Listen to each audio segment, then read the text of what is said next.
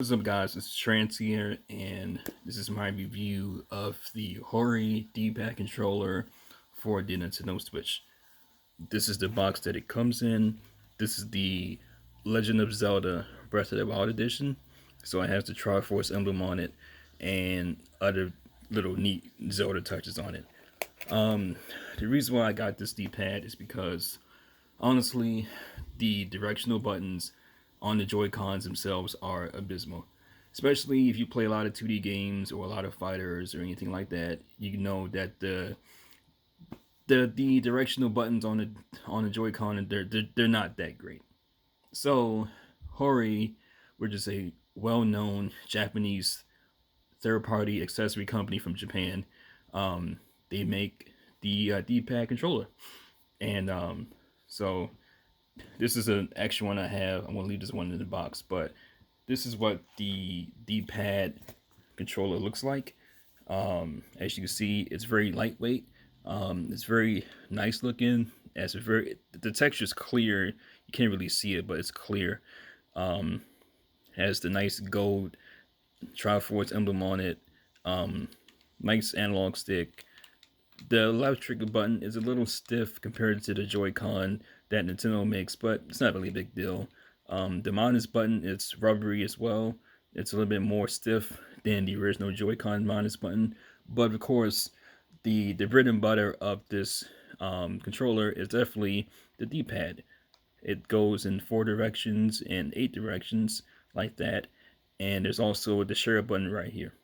So I'm going to demonstrate to you the D-pad controller. So this is my Nintendo Switch. I was playing Mario 3 earlier.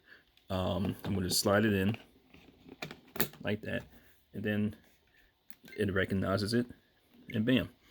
So with the D-pad controller, you have much more precise. Sorry about that. You have much more precise controls. Oh, okay, I was in the wrong button. That's why.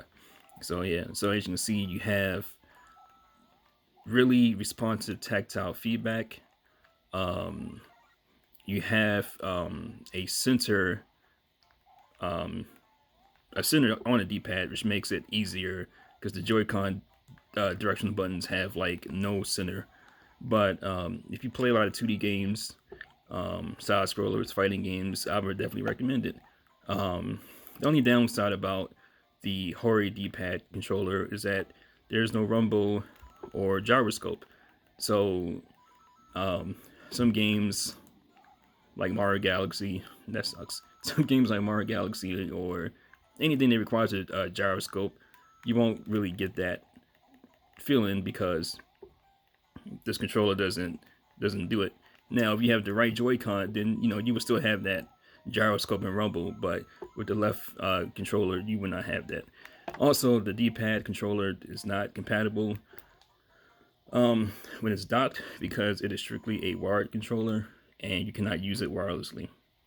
But yeah, overall, I would definitely recommend the D-pad controller simply for the fact that it has a D-pad. The directional buttons on the Joy-Con are just not that great, especially for 2D games and fighting games. But if you need that, up, down, left, right, all around gameplay, I recommend this. I think it's like $20 to $25. I think Amazon has it for $24.99. I bought 2 just because they're that good.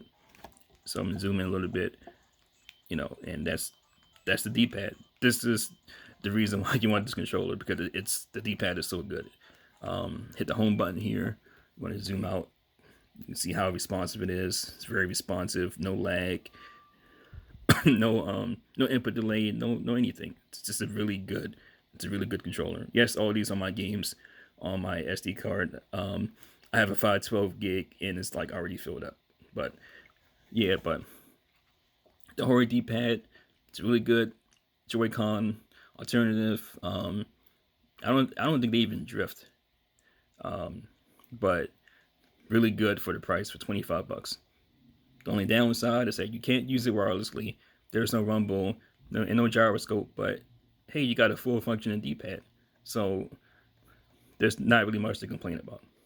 So Once again, trans here, definitely recommend the Hori Dpad controller left for the sorry, for the Nintendo Switch.